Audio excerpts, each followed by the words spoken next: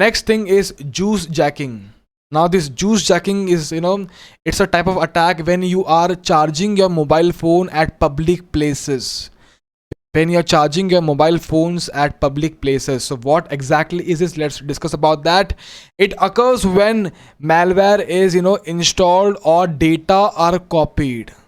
So two things can happen. All right, malware can be installed or data can be copied from a smartphone, tablet or other device using public USB charging port that doubles as a data connection. So normally what happens, for example, you are using the laptop USB to charge your mobile phone, but it not only charges your mobile phone, but there is also an option to copy the data. I hope everyone know this. Yes. So the function of USB is not only charging, but it can also be used to copy or transfer the data. So this is what happens in case of the juice jacking. All right.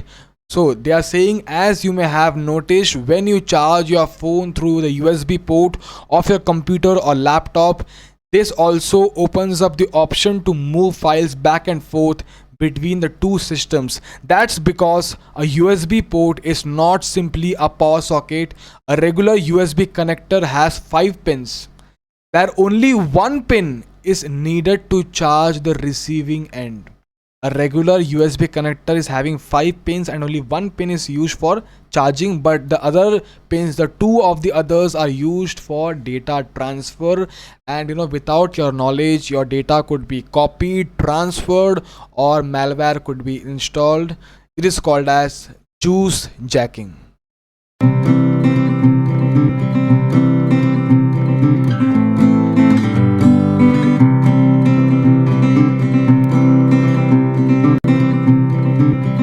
Hello everyone. So let's look at one of the question on juice jacking, and the only question I could find on juice jacking. And as I say that, in domain 5, so they want to check whether the overview, the concepts about each and everything, rather than checking your proper technical knowledge and skills. Their focus will be somewhat different. So they'll try to check, because there are so many types of attacks which we have already seen. So how many attacks do you remember? Okay, so this is the reason, I always say that you have to revise things. You cannot expect to clear this CISA exam just by studying only for one time. Revision is extremely important. Okay, anyways, so before solving this question, there was this news, which is actually circulating across the entire social media, about one of the Hyderabad. Hyderabad, it's a place in India. So one of the CEO in a IT company in Hyderabad, he was robbed of rupees 16 lakhs. And the technique which was used was juice jacking. So they, the news came that there was no use of OTPs. Just a second. There was no use of OTPs. There was not even a phishing technique, but altogether different technique. So it was trending in the social media very recently. So afterwards they came with the news that, okay, that news was fake. Okay, there is no such news. But then the article also pointed out that whether it is possible. The answer is definitely yes. We have just looked at the juice jacking. Okay, can the charges be actually used to hack phones? Okay, the news is fake, but what about, is it possible? The answer is definitely yes, right? So afterwards, the many like government and even the state police, the State Bank of India as well, they have done the tweets for creating the social awareness, that think twice before you plug in your phone at the charging station. So many people started putting the tweets to create awareness in the market. And it is very essential for you to be aware about these things, because you never know when can things go wrong and when can you become the victim. Okay, so then the next thing is that types of juice jacking. although it's not mentioned in the review manual, but it's important. It makes sense to since you are studying everything about this thing, it makes sense to finish this topic. Okay. And the reason why I have tried to incorporate the example of the news is because for you to remember this particular attack, because if I don't put any examples or something, you'll forget that particular. Now you will remember, oh, juice jacking, okay, he has given the example, he has given that news, the tweets and everything, so now you will remember the word juice jacking and how it is associated. And okay, so so even if you don't revise, you will still be able to remember now. Okay, so there are various types of juice jacking attack, and as we have discussed that it can be used. I mean, either that can be data theft, or they can upload the malware or the virus on your device. So there is data theft juice jacking, and then there is malware infection juice jacking, where in case of malware infection, they will upload the virus or the malware, and ultimately, obviously, they can control your data. They can access your data. They can there could be data theft. It could slow down your device. Okay, so basically, even with point number 2 also, point number A comes ultimately. Okay, there will be data theft, right? So then there is multi-device JJ. What is multi-device juice jacking? In case of multi-device, it is same as the malware infection. Same as malware infection. Everything is same.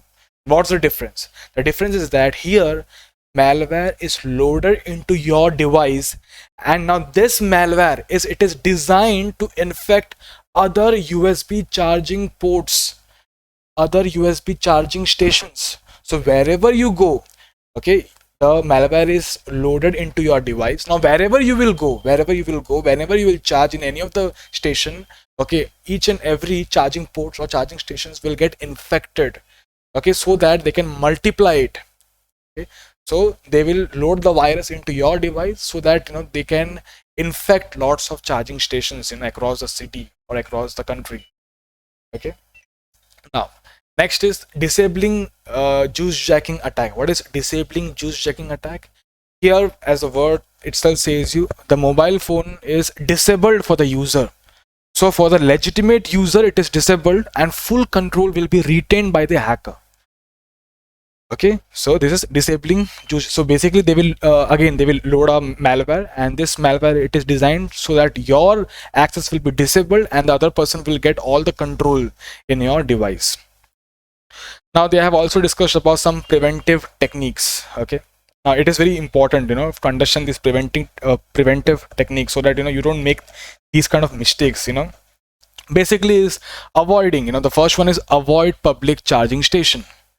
Okay, now in domain 1 and domain 2, we have discussed about risk strategies, risk treatment strategies. Okay, so where we have discussed about risk mitigation, risk avoidance, risk transfer, and all those things. So avoiding public charging station, is this risk mitigation or risk avoidance? This is risk avoidance, because you are avoiding that particular activity itself.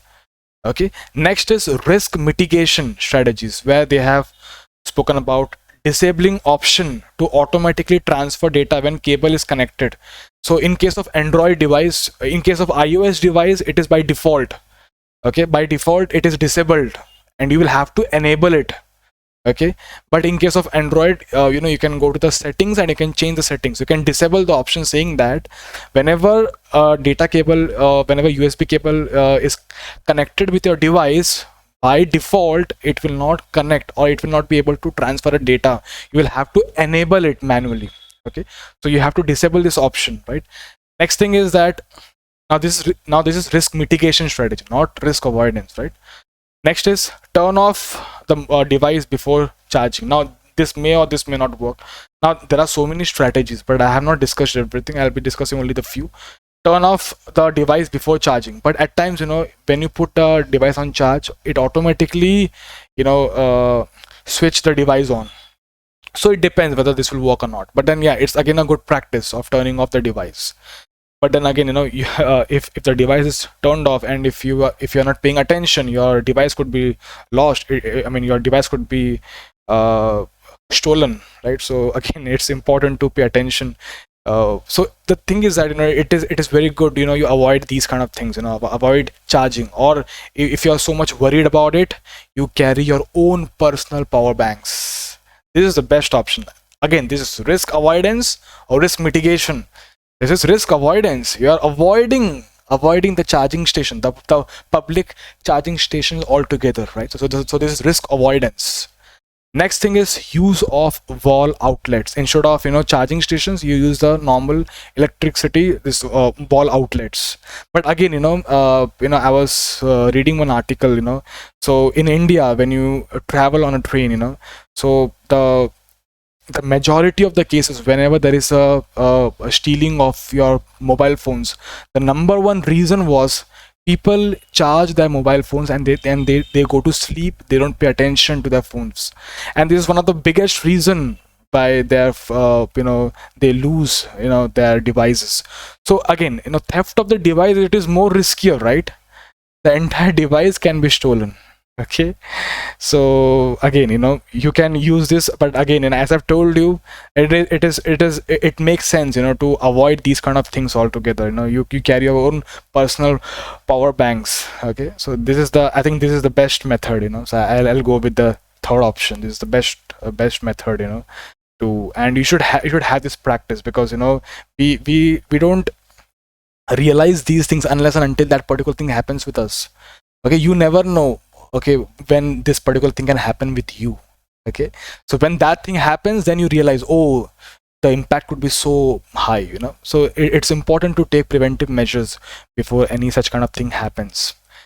Next is they say USB data blocker, or they also has given the word USB condoms. So basically, it's a kind of a device.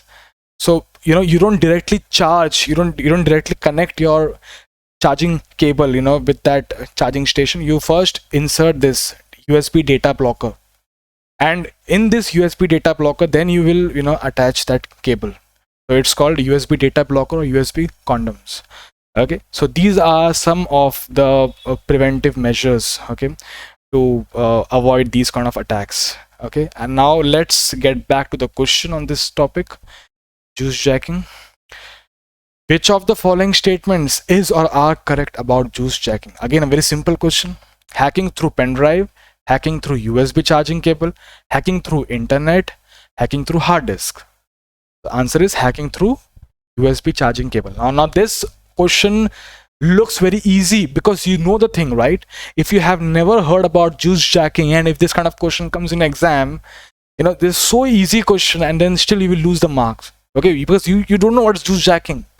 But now you know juice jacking, and then you can you feel that this question is so easy, but because you know the concept, right? If you don't know the concept, things will be difficult for you, right? So I hope everyone understood this topic.